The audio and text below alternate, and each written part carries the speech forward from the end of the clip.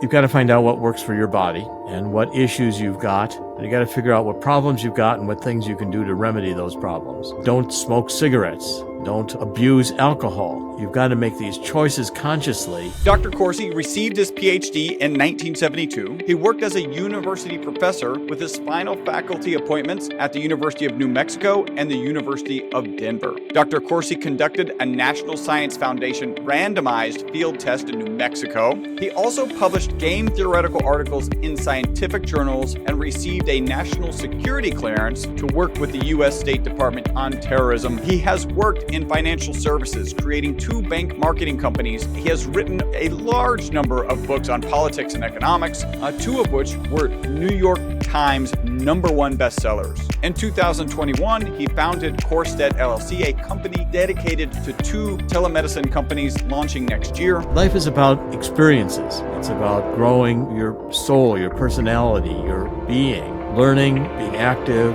creating businesses, being productive doesn't stop because you reach a certain age. The most important part of a human being, I think, is the... Hi, my name is Chris Burris. I'm a longevity expert and the chief scientist at a lab focused on a longevity molecule. My primary focus is to help people live longer and better lives with science. Make sure to subscribe and share so you and your friends can live longer and better, so you and your friends can live beyond the norms. Welcome to the next talk on the Uncovering the Secrets of Longevity Live Beyond the Norms Health Summit. This summit is about living longer, hopefully a lot longer. I find it useful to brainstorm at the extremes to help us frame where we might be. So let me clarify here. As an example, let's say we invent a switch tomorrow that when used, everyone alive lives forever. So when we throw that switch, everyone alive lives forever. First, assuming we throw the switch right away, it would or will suck to be the last person to die before that switch is thrown. Second, what does the world look like? And what are the major practical and ethical things we should consider before throwing that switch? I realized the perfect person to discuss this topic with, and he happens to be the co-author of my book, Live Longer and Better. Dr. Corsi received his PhD in 1972. He worked as a university professor with his final faculty appointments at the University of New Mexico and the University of Denver. Dr. Corsi conducted a National Science Foundation randomized field test in New Mexico. He also published game theoretical articles in scientific journals and received a national security clearance to work with the U.S. State Department on terrorism.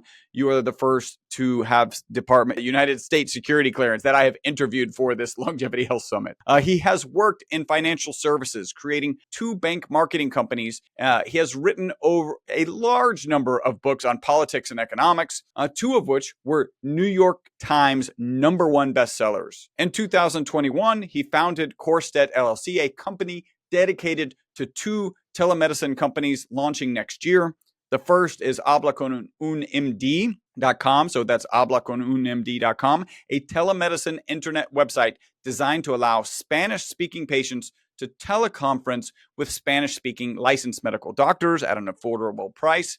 And then a project we're working on together, getlongevitymeds.com, a telemedicine internet website designed to offer those interested in living longer and better consultations with licensed physicians. Dr. Corsi, thank you for joining us today. Great pleasure, Chris, and I'm really looking forward to the conversation. Thank you. Yeah, we've got some cool, this is the philosophy stuff I think that gets really, really fun. So working together as co-authors, I know so much about you, and I wanted to make sure the audience knows your background so that they have some understanding of why I think you're the right person to discuss this kind of a philosophical understanding of potentially living forever. Can you give us some more on your background? I gave kind of the highlights, and like, where did you go to school? What careers have you had? How many books have you written? On what types of subjects? Give us like what frames you as somebody who's, I think maybe the right term is a futurist. Well, thank you. I mean, I think I've done an awful lot of predicting of things that have happened in the future, and I'm looking forward to doing some more of that today. I would encourage people not to read my WikiLeaks page because I get trashed by people who don't like some of my political views. I'm a conservative, and I have a strong faith and and religious faith in God. And I don't hold my politics. I don't expect everybody to agree with me in politics. Politics is not something that is going to prevent me from having a friend that I like on other grounds and work together with. Politics needs to be debated, and I like the debate, and I welcome the debate, and I continue to publish books on politics, but it's not all that I do. This telemedicine program, for instance, the Spanish Habla con an MD, which we're rolling out right now nationwide, is designed for speaking people to deal with Spanish-speaking physician on the telephone, which there are not very many Spanish-speaking doctors in the country is one of the problems. And this is without regards to documentation. In other words, as long as a person's in the United States, I believe they deserve quality medical care in their own language. And right now, the Spanish are crowding into the emergency rooms where they don't belong. That's not the purpose of emergency rooms. They go to critical care facilities, often don't have insurance. It costs an enormous amount to get insurance, thousands of dollars for these people coming into the country. Many are new arrivals. I want them to be healthy. I know people want to work. They want to have a new life. And so I'm working with two national Hispanic groups working through pastors and churches, National Hispanic Christian Leadership Conference and National Hispanic Pastors Alliance. And we're launching this program right as we speak, and it's going very well.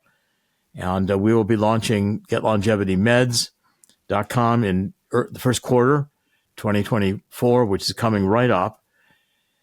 And it's the book we wrote. I found co-authoring the book with you, Chris, to be a good and fun experience because it really stretched the horizon. 4 years ago, when I was undergoing some of the more stressful times of my life, an Israeli physician who was assisting me greatly said, "You need to try this carbon 60," and he got me some carbon 60.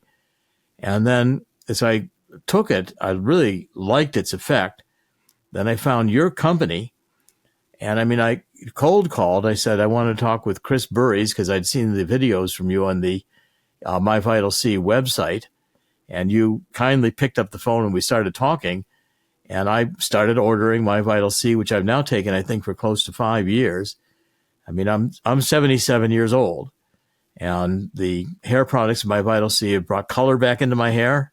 I'm not losing my hair. I'm not losing my mental facilities. I'm still writing books. I have now 4 books in print this year. I've got one coming out probably in January. So, and I've never been more active in my life and more interested. So this whole idea of living longer and better, which is the subject of the book, right there, live longer and better. There you are, and I am, is one that I think I've already experienced.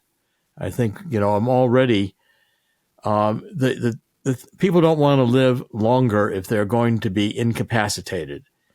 The key thing is to extend life, but to extend a life that you can enjoy living, which means that there's a lot of challenges. And if we're going to be living to, let's just take a reasonable life extension to 120 years instead of people wearing out at 80 years old or 90 years old, the additional time, at the end of your life, when you're mature and have gone through a lot of experiences, can and should be the most productive time of your life and the most enjoyable time of your life. It's often said that youth is wasted on the young. And looking back on my own life, I can experience that was probably true. There's a lot of things I have done that I wouldn't do again. And life is about experiences. It's about growing, your soul, your personality, your being. And what I've experienced is learning, being active, creating businesses, being productive doesn't stop because you reach a certain age. The most important part of a human being, I think, is the mind. And as long as the mind can remain active, steps have to be taken, and there have to be conscious steps taken to make sure your body remains healthful and strong. There's active things you can do that are good things to do and things that are bad things to do. Smoking 3 packs of cigarettes a day is in the bad things to do. Taking My Vital C every day is in the good things to do. And these are the kinds of decisions that I'm increasingly focused on helping people to make when we get into this longevity space, which is inherently talking about the future, because we're all talking about living into the future. Whatever the future is going to be, we want to help to create it to be better, more exciting for ourselves, our loved ones, and hopefully for the world as a whole. I look at it, you've had university appointments, you've had security clearance to actually work on terrorism, you've written 30 plus books on politics, economics, environmental concerns. I think that does put you in a unique position to kind of address what we're going to address as we move forward, right?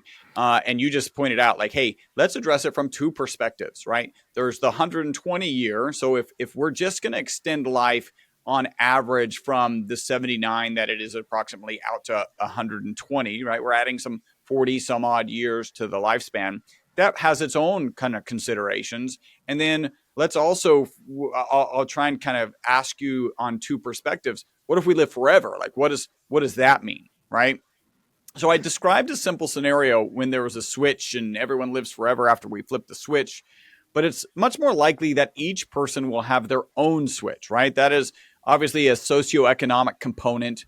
What will that look like? And what should it look like when we think about having these opportunities available to multiple people? Well, first of all, it starts with imagining it's possible. And for beginning to strategize what steps you have to take today to extend life.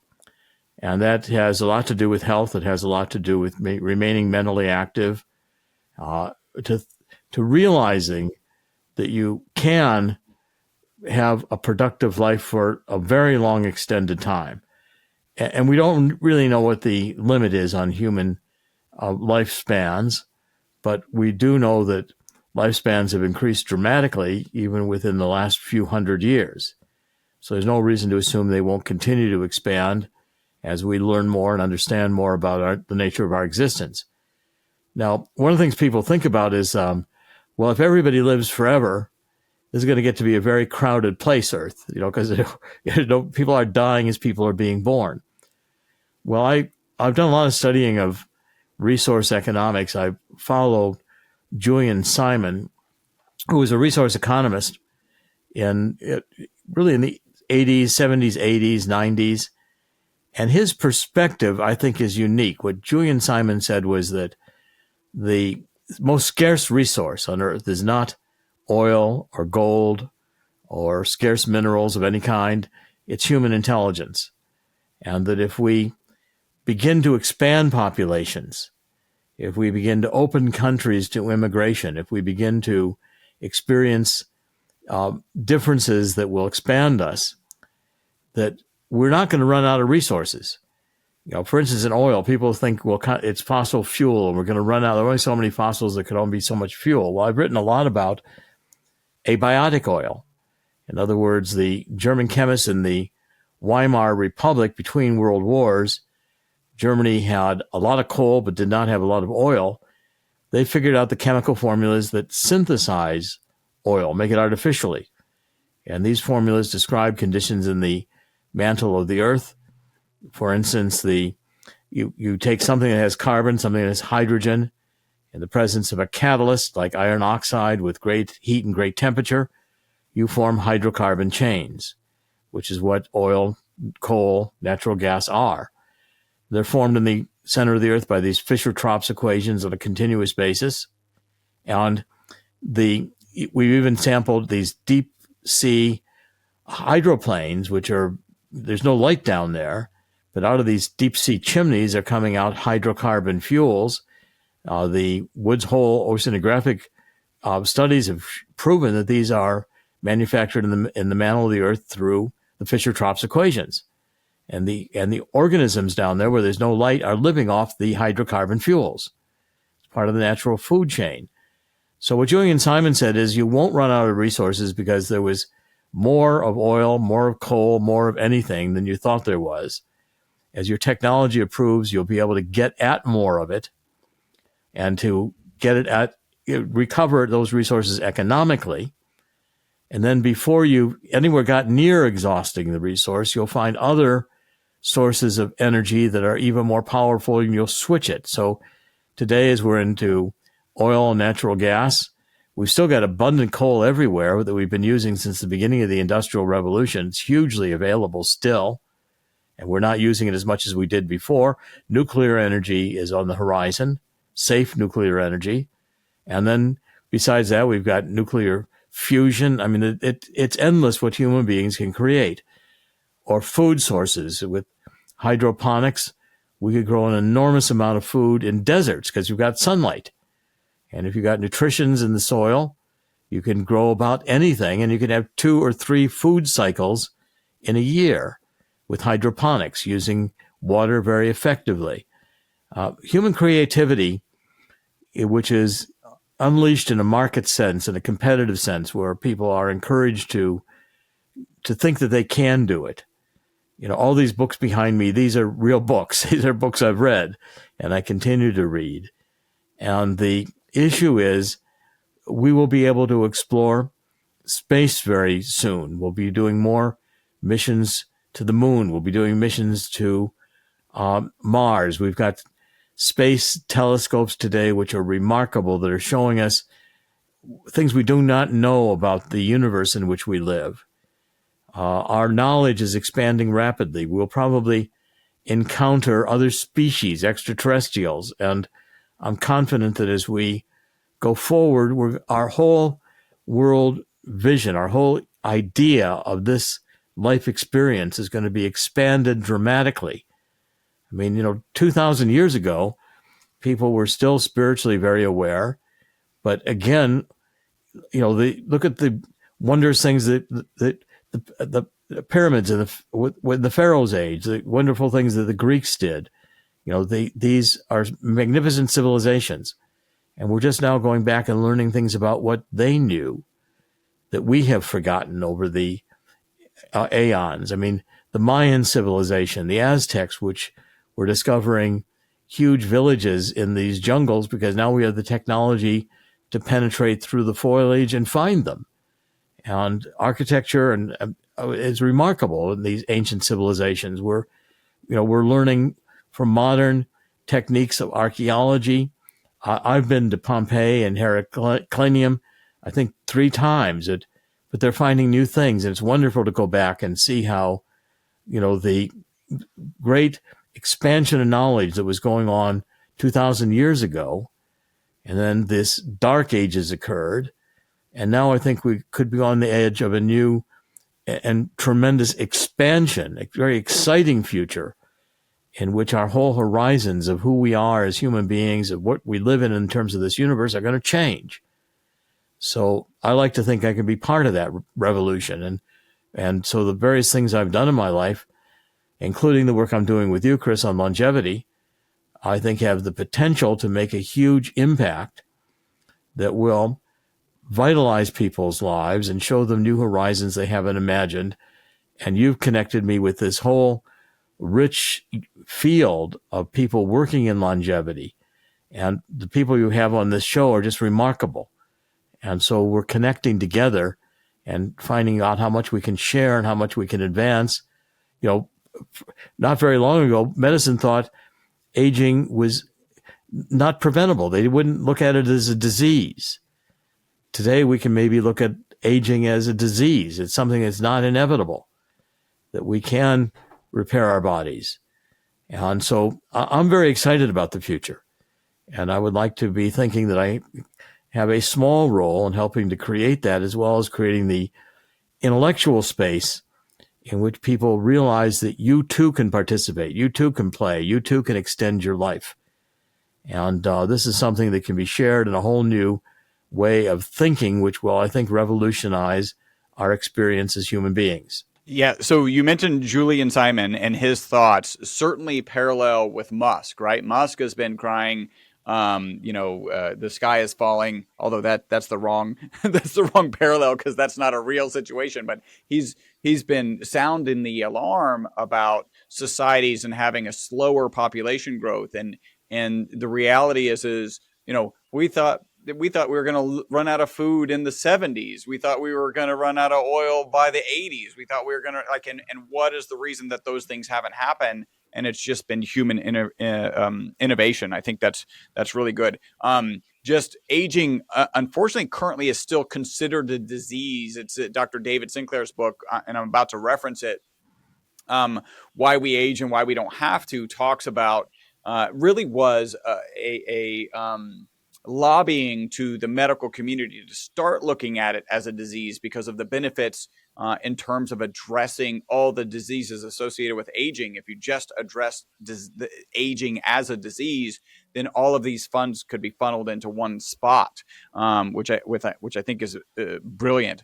Another thing he discusses in it is an ethical dilemma, right? So there's and this dilemma really applies to, well, it applies to let's just say we extend life by 40 years to about 120, or we extend it out into infinity. There are some thoughts that are deeply held by an older generation, and some of the birth of new ideas and thought processes are actually born out of the death of those who have those old, deeply held, possibly antiquated beliefs, right? We could go back to, I'm sure people, when they passed, even after slavery had been abolished, were like big proponents, right? And the evolution, the true evolution of that idea actually exists and moves forward because of those passing. I think if those people do not die, the worst case scenario might be a situation where you've got a backwards thinking but fully and empowered dictator. What do you think of this scenario, and what might be solutions? Well, again, let's talk about Musk for a minute, because his solutions are free market solutions. His solutions are not having censorship, allowing people to be expressive, and even if we don't like what they're saying, we need to hear it. I think in past generations, there was a feeling that you were young, you matured, you got old, you got senile. And the ideas that were locked into a generation weren't challenged. So, again, ideas like the passing of slavery passed for fundamental reasons. It was wrong. We're now coming to a consciousness of, that race should not matter, and that we're coming to examine a world in which you can look past race and see that people of different cultures and different races, different languages can all mix together in a productive way, so that we don't look to say my rights have to be expended at the expense of your rights, but we can't begin to think in new constructs where how can we all advance together and how can we be productive together? Now, human beings, I have a tendency, failed human beings, to do the wrong thing all the time, and yet with proper moral education, with proper raising in terms of intellectual capabilities, in terms of today, I look at the way chemistry was taught when I was a kid compared to the way chemistry is taught today. Well, when I was a kid, the chemistry books were pretty boring, a lot of equations. Today, I open a chemistry book. I've got color, I've got illustrations, I've got examples of how things work. I can go on the internet. I can watch videos about all the aspects I don't understand. We have now a much finer understanding of how chemistry or biology or physics work. And it's only been in a relatively short period of time that relativity theory, now quantum computing, we're accelerating the rate of what you have to learn today to be a chemist compared to what you had to learn in the 1950s to be a chemist is dramatically different. And it is much deeper. But again, the tools are there to make it available and accessible. The tools are there to make it interesting, to make it come alive visually, to be able to experience it. So as we evolve as human beings, I think the technology that is evolving, if used constructively, has a lot of life extension abilities. And they include the ability of those who are capable of reaching the highest points in science or literature or any kind of human endeavor have a much better technological environment in which to work, which adds to their capability. And we have a much better ability to share information with each other across boundaries. And, human beings, one of the parts of relativity I think about a lot is that when we are all connected, when an idea develops in one part of the world, that idea automatically shows up in other parts of the world because we're not disconnected. We're not isolated. The nature and structure of reality is much more intricate. When you take a look at action, what Einstein called spooky action at a distance, how something completely remote in distance, the way an electron spins can affect the way an electron spins that's thousands of miles apart, because in fact they are somehow or other connected in what is reality. Well, these concepts, going back to within my lifetime, were not accessible. I mean, they were not even thought about. And today they're being taught in universities, they're being studied. How does this affect phenomenology? How does this affect our context and understanding of reality and our lives within this reality? And that's been an issue since the days of the pre-Socratic philosophers were in thinking about the same idea. And we're coming now to greater and I think more profound understandings of our connectedness. And I think also the ability to apply science, to apply principles of human morality, to avoid wars, to avoid the destructive nature, to eliminate disease. And I see, we're right now going through a difficult period of time. We've got economics that are difficult. We've got politics that are contentious. We've got wars. But I'm somehow hopeful that the next dimension here will get us beyond this. War doesn't solve anything. It just gets one new generation who have lost husbands and fathers and daughters and mothers and everything else to have a bitterness to fight the next war. So no war is solving anything. We should give up wars. We should begin to find ways in which we can resolve conflicts without wars. And we need to give up the idea that you can steal and lie and all these other things that human beings get prone to do, to evolve ourselves morally as well as intellectually, to begin to perceive our reality as a connectedness in which you cannot benefit yourself at the expense of damaging somebody else.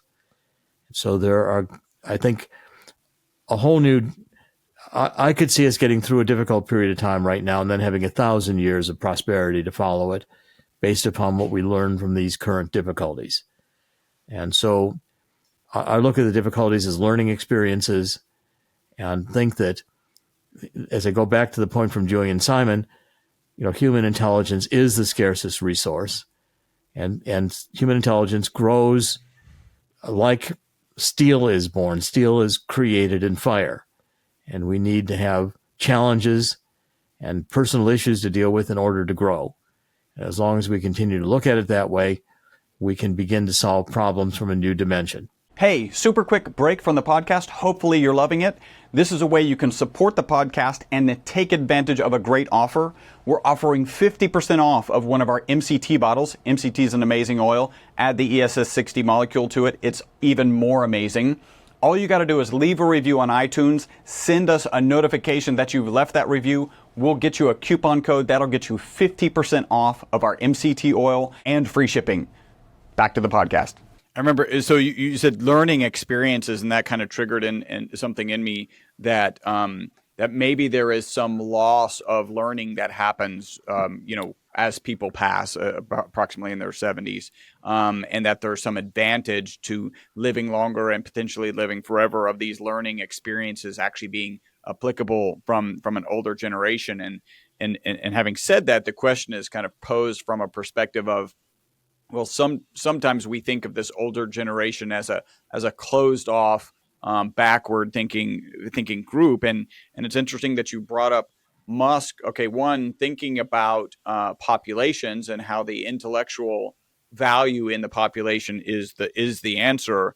But also, I'd never really thought of Twitter. I guess I thought it in the current political landscape, but not in kind of the broader landscape. If you start thinking about, hey, in that scenario, backward thinking, fully empowered dictator, and you start thinking about, Twitter or now X, you think about the Arab Spring and how that was actually sprung with Facebook, right? Like, this is social media and interconnectedness solving some of those types of problems. I think I'm like you. I'm very very optimistic about what we have in store for us as we move forward.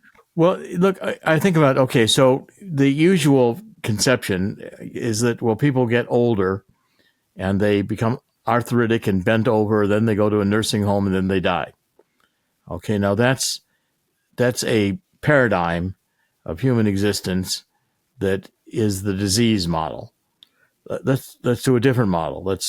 You go through youthful experiences, and through the experiences of life, you develop more maturity. You get more wisdom. You have a chance to have a career. You get more knowledge. And when you get older, what we consider today senior years, which today may not be the end of life, it may be the beginning of a new stage of life in which you can have all that you've accumulated through your experiences and then begin thinking about that in an even more profound way, where we say, okay, wisdom comes with age. Wisdom also comes with going through life's experiences. And at reaching a certain point, so 80, 90, 100, 120, now there becomes a new dimension of wisdom and knowledge that we have never experienced, which could be even more profound. So there could be a whole new level to which human beings could achieve only because they lived longer and better.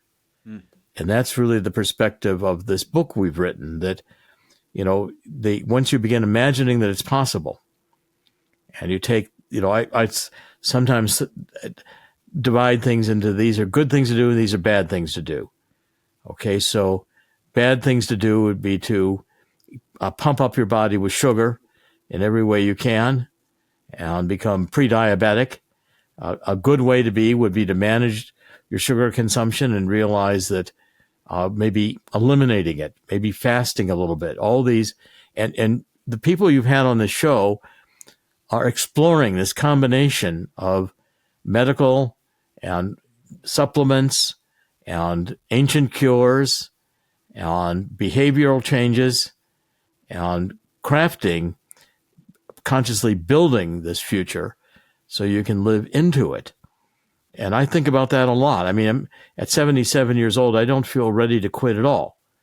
And now, again, I can't predict my future, but I certainly am not ready to go today. I know, I'm not envisioning that I'm going to be ready to go soon.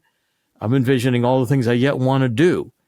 And the truth is that keeps me seeing a new horizon.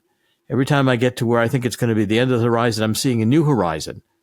So I'm already excited about the next 20 years. Now, do I know that I'll live the next 20 years? No, I have no assurance of that. But yet I feel the way I am today at 77. I can imagine being active at 97. I can't imagine myself quitting or not having something the idea that, go retire and sit on the beach is probably not going to happen for me.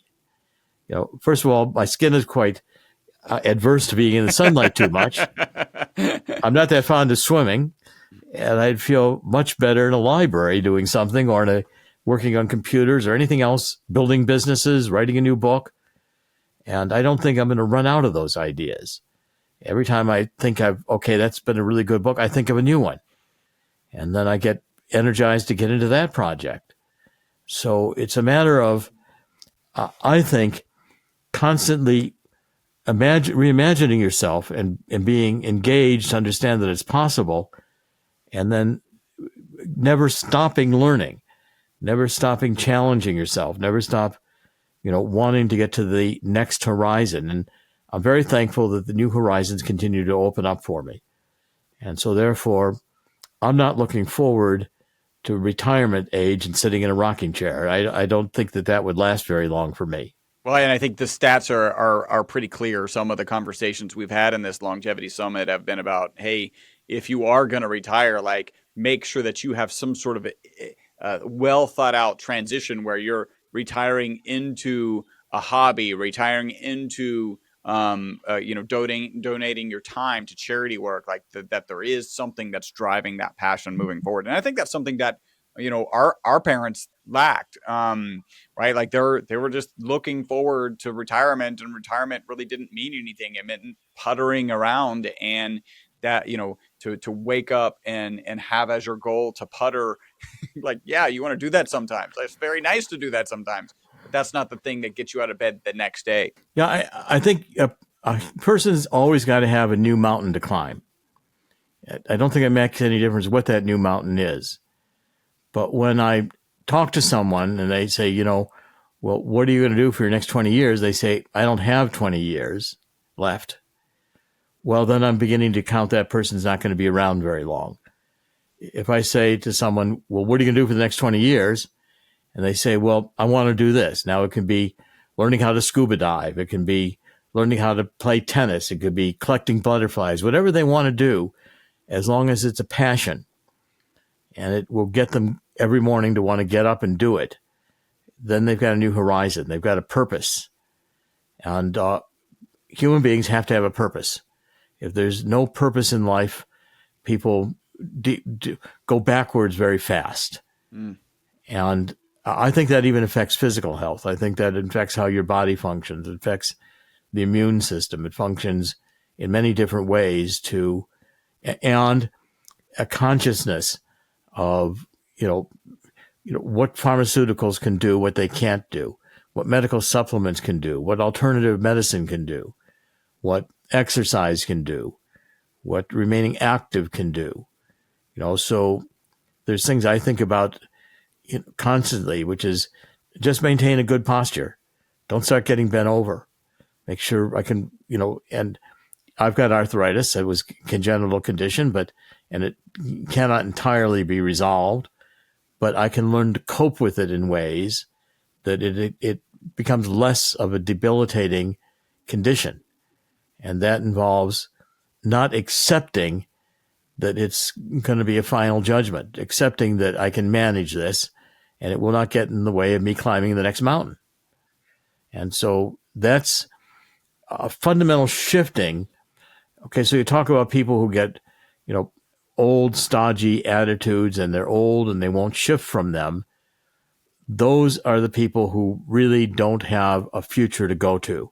When you have a future to go to, you've got to be willing to say that all the ideas I have now may be obsolete. They all may be challenged. And I may have to be functioning in a reality I haven't ever imagined. And so, again, you don't get stuck in time. So, okay, I remember the 1950s or the 1960s or things I liked about them that are gone.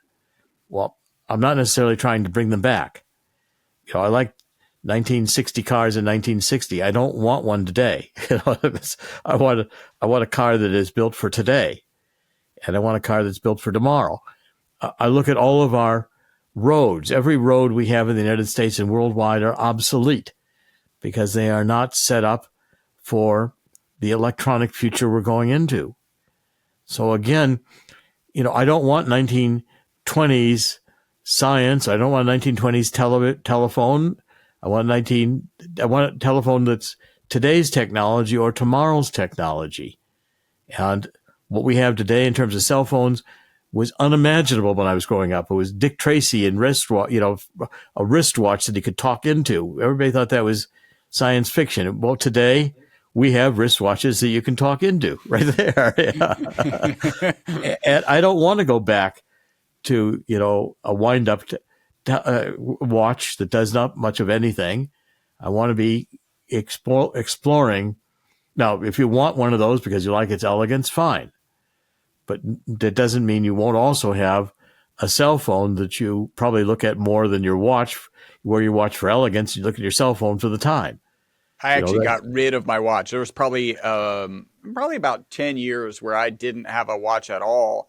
Finally got this. It's a Samsung, and the value that I find in it is I can keep the ringer on my phone off, right? So I'm not getting interrupted in any situations, but this will buzz. So I know that I got a call or a text or something that I got to look at eventually. But that's why I have the watch, because I used to use my cell phone for the time. So it's interesting how all that's changed. And you mentioned living longer and having kind of a mindset and a vision of the future. And I'm sure there may be some people out there who's like, okay, well, really, is your mindset that powerful? And I always think to this stat, and I haven't kind of double checked it in a while, but it certainly believe it, and I would be very surprised if it's not true, which is that there actually are more deaths on Monday than there are any day of the week. Now, if you look across the animal kingdom, that's not true for any other species on the planet. There is this sense that Sunday is good. Excuse me, Saturday is good. Sunday is good, and then this regret of Monday. So I might as well pass on Monday is kind of my thought process. So I really do agree with you that the mindset is that powerful. Now, I want to talk let's get a little kind of interesting politics. This is not right or left. This is like, hey, what's going to go on here? If there's some degree, and people say this, like, our parents left us with this mess, and potentially we're leaving our children with that mess. There's this kind of some of this thought process that like, maybe we're not solving the problems we really should be solving because it's going to be left up to the next generation. And what do you see the advantages or disadvantage of making maybe changes to our political systems? And one of the things that comes to mind, and I'm not pro or against, it's just something to pop up, is like, do we need longer terms so that politicians have longer visions? I think the answer is no, just because of the nature of politicians. But I think it's worth thinking about. What are your thoughts? Well, there will be increasingly groups of elders who are respected as thought leaders, and that's a whole new status that doesn't exist today. I think virtually all of our current systems are broken. Our politics are broken. Our economics are broken. Our international politics are broken. We're going through right now what I consider to be a paradigm shift. In other words, we're going through a fundamental reevaluation of what the human experience is all about. So clearly, what the human experience was considered to be in the 1100s, or what it was considered to be 5,000 years ago, is fundamentally different than what it is today. So when you go through these periods of time, you think about the, crazy ideas people have had, so the, churches going off, everybody going off in Europe and walking to the Holy Land in a crusade, and everybody leaves their families and goes off somewhere where they don't know for maybe they never come back. Well, what kind of an obsession is that? So, today I think we're realizing that the paradigms we have of the way we do government, the way we do economics, are broken. Now, again, the futures that we think about with globalism or other ideas may not work, but there are some fundamental principles that we have to get back to. And again, let's go back to Elon Musk and others that are saying some fundamental principles that we've neglected here, which is free speech, free religion, these ideas that we're going to tolerate dissent, that we're going to, we get locked into thinking we can create utopias. And then we began to demand everybody agree with us, and we don't want debate. We think that we've got the perfect social justice solution that we have to force on others, or that we've got the perfect economic system with a central bank and with a government-controlled bureaucracy that sets up the rules for the economy. Well, these ideas may be broken, and we don't entirely know what the new ideas are. But we've got to go back and judge things by, again, does it work or doesn't it work? Currently, wars don't work, so let's figure out a way to quit doing them. So clearly, central banks have got problems because they just begin printing money eventually. So do we really need central banks? Government bureaucracies tend to become very big and issue so many rules you can't remember them all. They can't remember them all. That's dysfunctional. So we've got dysfunctional structures today that probably won't exist 100 years from now, or will be fundamentally different. And this is going to be impacted by ideas that just wear out. So war produces no peace. The central banks produce no prosperity. The governments produce no justice. The agencies produce rules that don't work. And so eventually we say, well, why do we have these things? And, the corruption is massive, so that you have lots of money sloshing around, and so much money sloshing around that a lot of it doesn't get applied to what it's supposed to apply to. These are things that need to be addressed. It's one of the reasons I write books on politics and economics. I'm trying to get people to understand, just like I said, all the roads were obsolete, so too our social, political, and economic structures are obsolete. And they will need to be reconfigured, redesigned. Technology will play a major role in this. And I don't want technology entrapping us into totalitarianism. I want technology being able to be used as tools, which mean people have to be given freedom and the ability to use these tools without worrying that their social credit score is going to mean they're unplugged from their money. So this technology could have positive and negative effects. And I think we're just at the beginning of an age that we don't understand, where we're going to have machines, we're going to have robots, we're going to have all kinds of AI that produce dimensions of new experience that we are just entering into as a new frontier. And it's going to take us some time to figure out what are the positive applications of these new tools. I'm sure this has gone on before. First human beings were making a great achievement when they learned how to make arrowheads. And then great achievements when they learned how to do internal combustion. And great achievements when we learned that we could actually create a machine that flew in the air.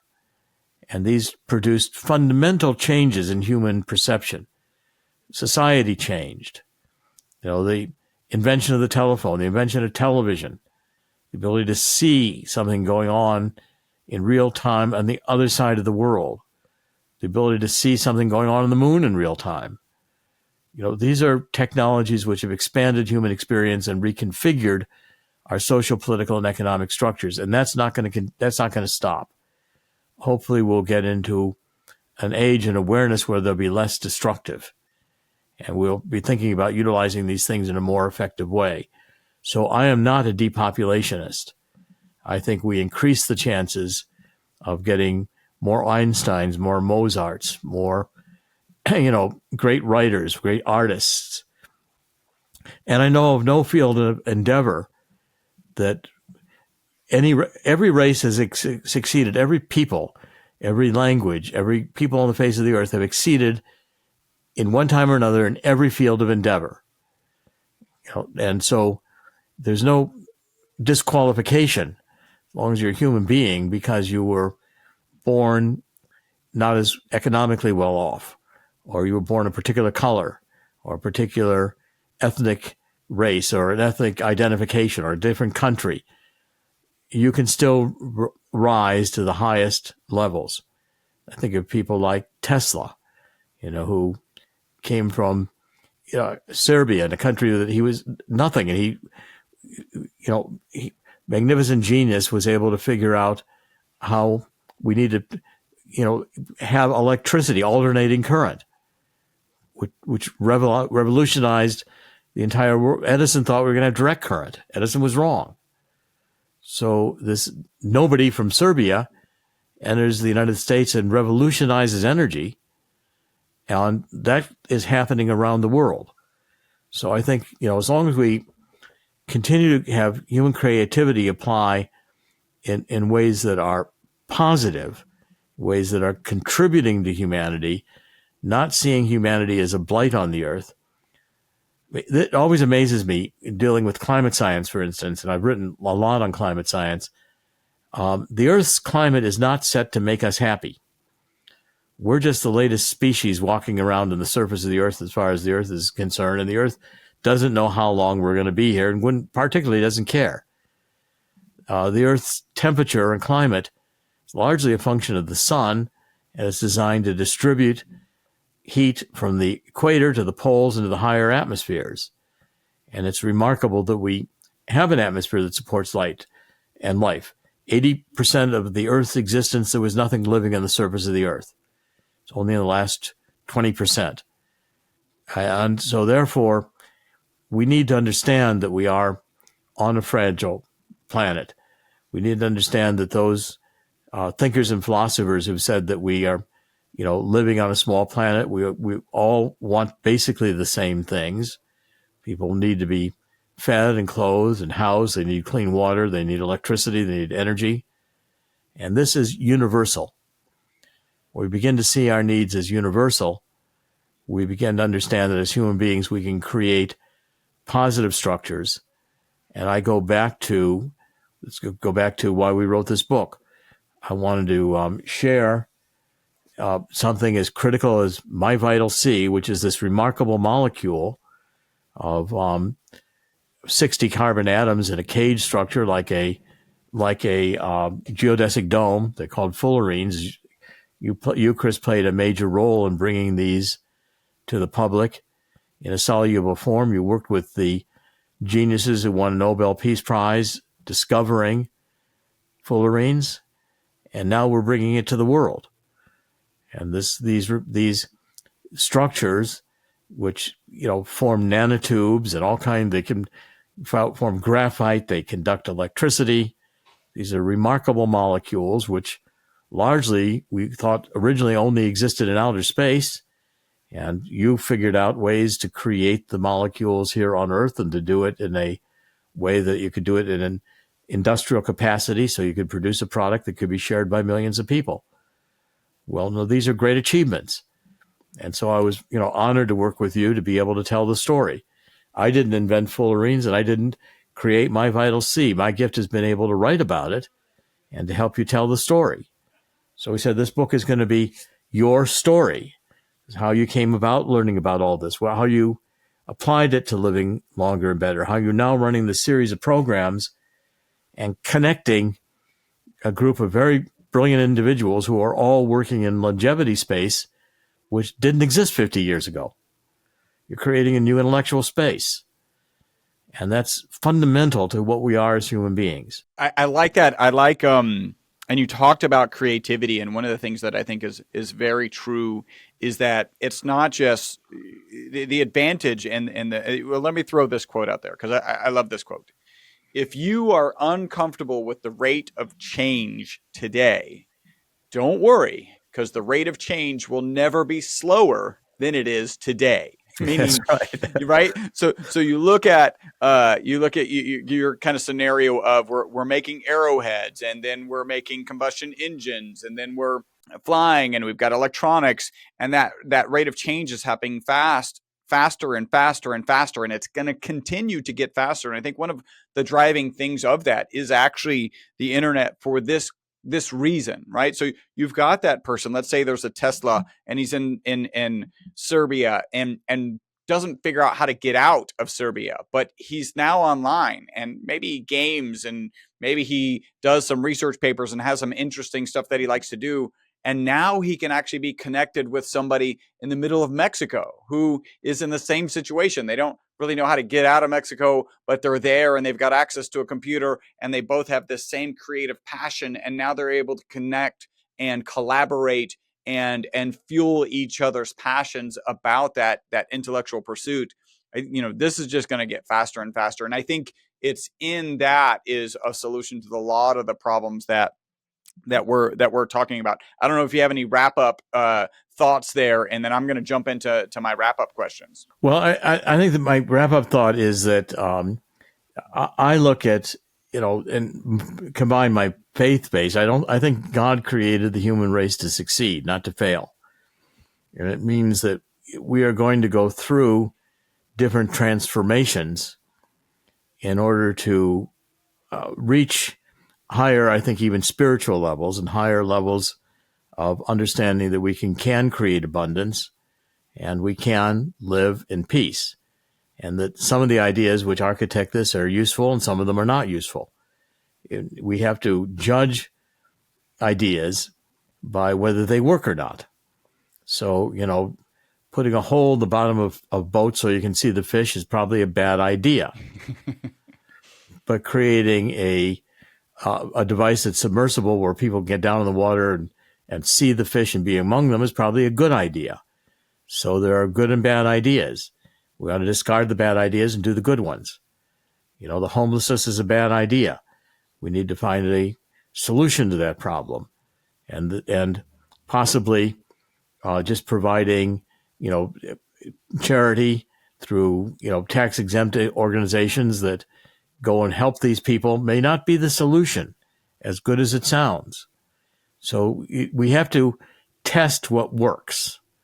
And ultimately, as human beings, in a very rapidly accelerating process of technological development, we've got to keep up with how these impact our spiritual nature, our intellectual nature, economics, politics, and the structures need to change.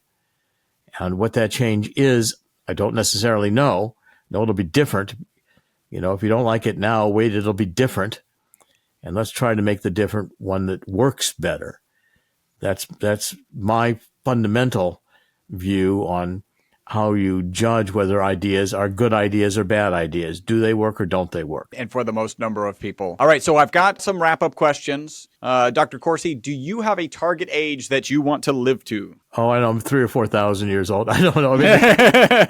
I don't plan to quit. And, my spiritual nature is I think at some point or other God will take me back. I think our existence here is a spiritual existence. I think we live in an energy field. And we perceive it the way we perceive it. That's how our senses are set up to be functional, but it's not necessarily the way it is.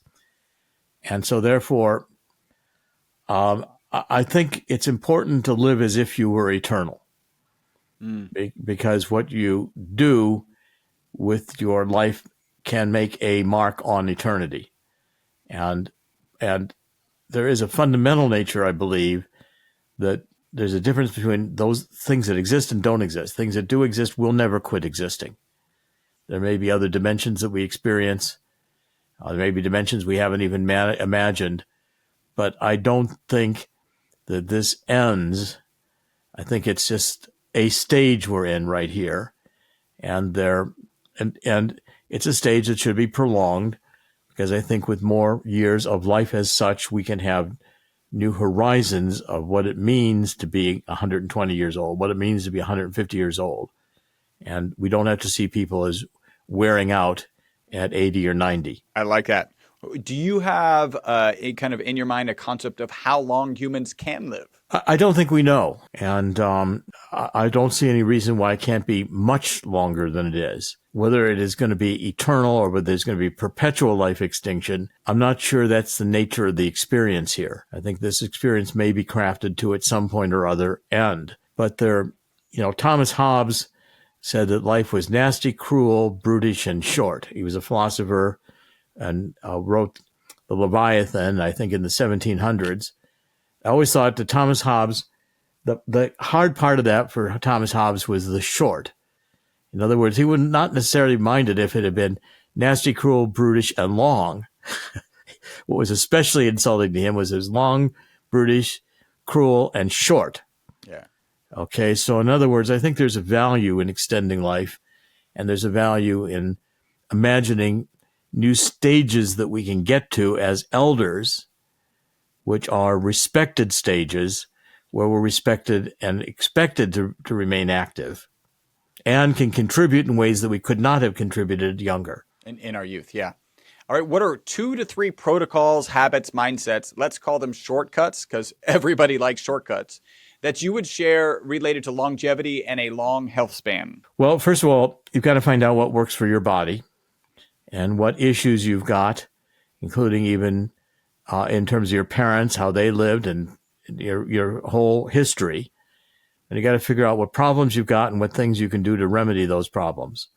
So, I've had a history of people in my family having diabetes and people in my family having arthritis, and that's a genetic issue right now. And there's no current solution genetically to that. So I decide, okay, well, eating sugar is probably a bad idea. Being overweight is probably a bad idea. And I probably need to do things to include making sure I continue to be agile as well as I can be agile. So those are conscious decisions. And then what you eat and consume. Again, it's why I like the Carbon 60. It does improve longevity. It improves mental agility. I feel great effects from it. I want to share that with others. It's why it's don't smoke cigarettes. Don't, abuse alcohol. A person can drink as long as you understand what's functioning for your body. Some alcohol is a good idea. A lot of alcohol is a bad idea. And so therefore, you've got to make these choices consciously, and these choices will vary depending on how your body's put together and what issues you've got to deal with given genetics and history. But there are positive things to do and negative things to do. And I try to sort out for my body what works and what doesn't work. And I like to get up early. I like to be active. I like to take a few days to rest. Monday is great for me. Monday is the beginning of a whole new adventure. And so when it comes to Friday, sometimes I'm actually disappointed that I've got to take the day off, the next couple of days off, because I was just getting going. But then I decide, okay, so I'm going to take the next couple of days off and then do things I enjoy in those next 2 days, which often may be just writing all the time or doing reading or whatever it is. The point is, each person's got to figure out what works for them in their lives with the body they've got and extend that with things that work rather than indulge in things that don't work. And that involves an active mind and active involvement. Listening to programs like we're doing today, hopefully will be the series that you're doing. I think is very important because you're going to have a lot of experts explaining how longevity is possible. And that itself is a paradigm shift. And it's important that you're doing these programs, and it's important that people watch these programs. People who do watch these programs will find their lives being changed because they did so. I like it. So, Dr. Corsi, how can people contact you? Well, I've got I do thetruthcentral.com is my podcast. I'm on a lot of social media, and I do respond. A lot of it's listed on my website. And people do manage to get a hold of me. And I'm continuing to do media. I'm continuing to write and participate in various kinds of national and international Zoom meetings these days on various groups that are meeting. I've tried to remain very active. And so I'd say the best way to get in touch with me is through the social media. There's usually a way to contact me through The Truth Central.